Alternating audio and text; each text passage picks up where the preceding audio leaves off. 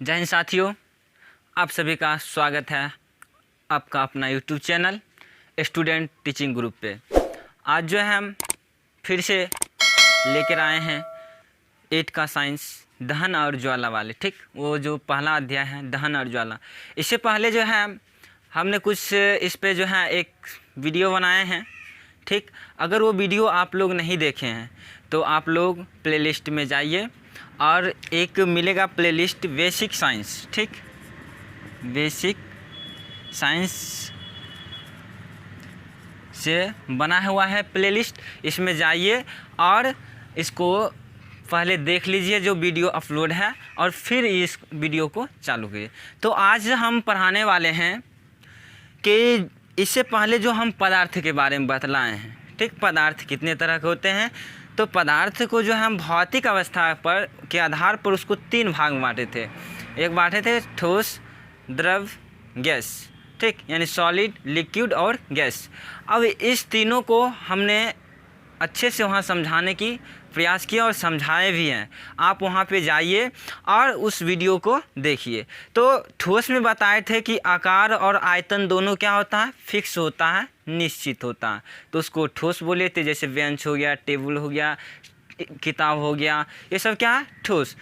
Liquid यानी कि द्रव किसको बोलते थे, तो उसमें आकार अनिश्चित था। जैसे में गिलास में पानी लेते हैं, फिर उस गिलास से हम लोटा में पानी रख देंगे तो वो लोटा का आकार ले लेगा, अगर बाल्टी में रख देंगे तो बाल्टी का आकार ले लेगा। यानी कि उसकी आकार क्या हो रहा है, बदल रहा है। लेकिन आयतन क्या है, उसका जितना भार है, इस द्रव्यमान उसमें पानी का जितना वजन था वो तो नहीं बदल रहा है। यानी कि आकार बदल रहा है और आयतन क्या हो रहा है, निश्चित है, फिक्स है, तो उसको बोलते थे द्रव। और गैस जिसका दोनों अनिश्चित है, यानी कि उसका आकार भी और आयतन भी दोनों क्या है, अनिश्चित है, तो उसको गैस बोले। आज जो हम बात करने वाले हैं वह है पदार्थ को दहन के आधार पर कितने भाग में बांटते हैं। ठीक, दहन मतलब होता है जलाना। ठीक, हम जो है जलाएंगे तब पदार्थ कितने भाग में बटेगा, तो इसको हम जो है 2 भाग में बांटते हैं। ठीक है, एक जो होता है जलने वाले पदार्थ होता है और एक नहीं जलता है। ठीक है, यानी कि कुछ वस्तु ऐसे होते हैं जिसमें आग नहीं पकड़ती है और कुछ ऐसे चीज़ होते हैं जिसमें आग जल्दी पकड़ लेती है और कुछ में नहीं पकड़ती है। देखो, इसके आधार पर जो है पदार्थ का 2 भाग है। ठीक, पहला है ज्वलनशील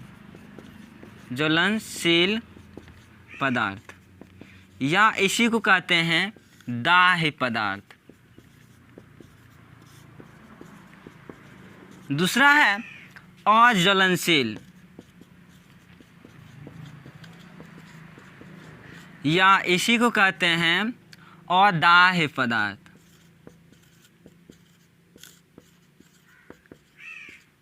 देखो, यानी कि हम जब जलाएंगे किसी पदार्थ को तो 2 तरह का पदार्थ मिलेगा। एक तो मिलेगा जो जल जाएगा और एक मिलेगा कि जो नहीं जलेगा। अब कहेगा ज्वलनशील पदार्थ या दाह्य पदार्थ क्या होता है, तो आप जला के भी देख सकते हैं, जैसे कि कागज़। ठीक है, जब हम कागज़ को माचिस से जलाएंगे तो क्या होगा, उसमें आग पकड़ लेगी। यानी कि आग उसमें पकड़ लेगी तो हम समझ जाते हैं कि यह जो कागज़ है वो क्या है, जलने वाले हैं। उसके बाद लकड़ी क्या है, जलने वाले हैं। कपड़ा क्या है, जलने वाले हैं। ठीक है, तो जो पदार्थ जलेगा, ठीक है, तो उसको बोलेंगे ज्वलनशील पदार्थ। यानी कि देखो कैसे इसकी परिभाषा लिखेंगे, तो वैसे पदार्थ जो जलती है, यानी आग पकड़ लेती है।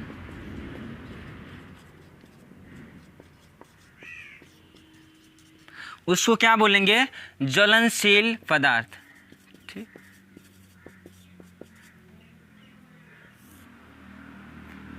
जैसे में क्या हो जाएगा, जैसे में हो जाएगा कागज,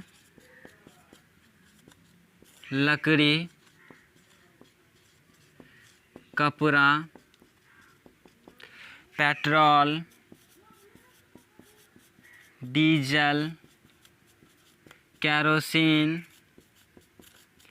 ये सभी क्या हुआ है कि जलने वाले हैं। यानी कि वैसे पदार्थ जो जलती है यानी उसमें आग पकड़ लेती है तो उसको बोलेंगे ज्वलनशील पदार्थ। और जैसे में क्या हो गया, कागज़, लकड़ी, कपड़ा, ठीक है, पेट्रोल, डीजल, केरोसिन, इट्स बहुत सारे हैं, ठीक, जो जलता है, यानी कि उसको बोलेंगे ज्वलनशील या दाह्य पदार्थ। उसके बाद है अज्वलनशील या अदाह्य पदार्थ, यानी कि वैसे पदार्थ जिसमें आग नहीं पकड़ती है, ठीक।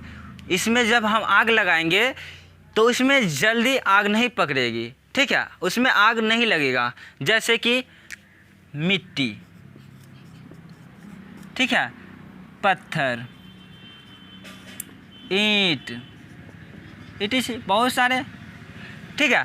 तो जिस पदार्थ में आग पकड़ लेता है उसको बोलेंगे ज्वलनशील, और जिसमें नहीं पकड़ेगी उसको बोलेंगे अज्वलनशील, ठीक है। तो अज्वलनशील में क्या हो जाएगा, मिट्टी हो जाएगा, पत्थर हो जाएगा, ईंट हो जाएगा। तो अब कहेगा कि इसका डिफिनीशन कैसे लिखें, ठीक, इसका डिफिनीशन हम कैसे लिखें। तो बस क्या करना है, जहाँ पे आग पकड़ लेती है वहीं पे कर देना आग नहीं पकड़ती है। देखो अज्वलनशील का यहाँ लिख देंगे, अज्वलनशील में कि वैसे पदार्थ जो जलती है, यानी यहाँ पर लिख देंगे नहीं जलती है, ठीक, यानी आग नहीं पकड़ती है तो उसको बोलेंगे अज्वलनशील। अब उदाहरण भी चेंज कर देंगे, तो उदाहरण कैसे चेंज करेंगे, तो देखो यहाँ पर हम मिटा के लिख लें, ठीक है। यहाँ पर लिख देंगे क्या चीज़, तो लिख देंगे ईंट, पत्थर, ठीक है, उसके बाद मिट्टी, ETC, यानी ये सभी क्या हो गया, दाह्य पदार्थ और अदाह्य पदार्थ। अब जो है हम इस चैप्टर की जो नाम है दहन और ज्वाला, अब जो है दहन का जो हम डिफिनीशन देंगे तब जाके अब दहन का डिफिनीशन, इससे पहले हम इसका डिफिनीशन बताते तो आप नहीं समझते, ठीक है। तो अब हम जो है दहन का परिभाषा लिखेंगे, यानी कंबसन, ठीक है। दहन का डिफिनीशन देखो, अब जो है हम जानेंगे दहन का डिफिनीशन, ठीक है, परिभाषा।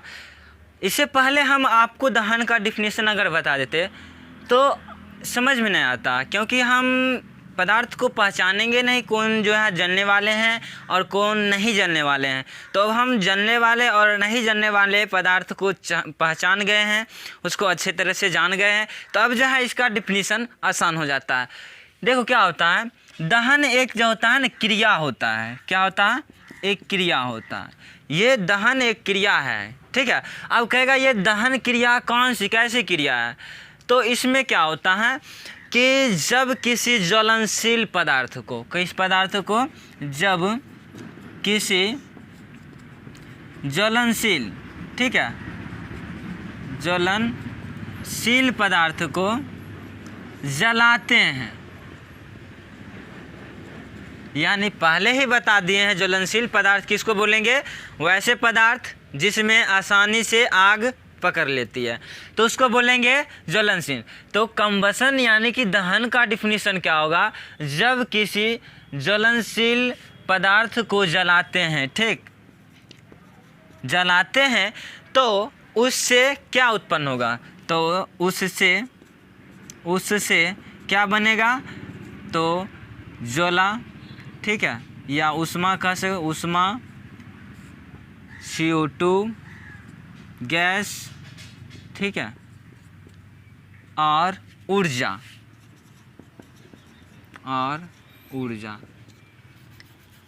ठीक है। यानी कि दहन एक क्रिया हुआ और वैसी क्रिया जिसमें किसी ज्वलनशील पदार्थ को जलाते हैं तो उससे ऊष्मा, CO2 गैस और एनर्जी मुक्त होता है, तो इस क्रिया को मुक्त होता है, तो इस क्रिया को क्या बोलते हैं, दहन, ठीक है। अब जैसे कि मान लो हम किसी पदार्थ को जलाएं, जैसे कि कागज़ हो या घर में जब खाना बनते हैं तो खाना बनाने के लिए हम क्या करते हैं, पहले लकड़ी आनते हैं और लकड़ी को क्या करते हैं, चूल्हे में जलाते हैं। तो जलाते हैं तो उससे क्या होता है कि एक तो गैस निकल जाता है, कौन से, तो CO2 गैस निकल जाती है और ऊष्मा मिल जाता है। ठंड के दिनों में हम जो है, जब ठंड बहुत ज़्यादा पड़ने लगती है शीत के मौसम में, ठीक है, तो उसमें क्या होता है, हम घूरा जहाँ पे जला हुआ होता है वहाँ पे बैठते हैं, क्या करते हैं, हाथ सेकते हैं। तो हाथ सेकते हैं तो कैसे हाथ में गर्मी आ जाता है, तो वो जलता है तो उससे क्या मिलता है, ऊर्जा, ऊष्मा मिलता है। तो यह क्रिया क्या कहलाता है, दहन। ठीक है, दहन का डिफिनीशन समझ गए। तो इस वीडियो में इतना ही। अगले वीडियो में फिर हम दहन के कुछ शर्त लेकर आएंगे कि कौन से पदार्थ किस स्थिति में जलेगी और किस स्थिति में नहीं जलेगी। तो आशा करते हैं आपको ये वीडियो बहुत ही पसंद आया होगा। तो लाइक करना, सब्सक्राइब करना और ज़्यादा से ज़्यादा शेयर करना, ताकि इस वीडियो का लाभ आपके दोस्त भी ले सके। आप स्वार्थी नहीं बनिए, अपने दोस्त को भी बतलाइए कि ये जो चैनल है इस पर पढ़ाई होती है और बहुत ही अच्छा से। तो आप शेयर करना, ठीक, स्वार्थी मत बनना।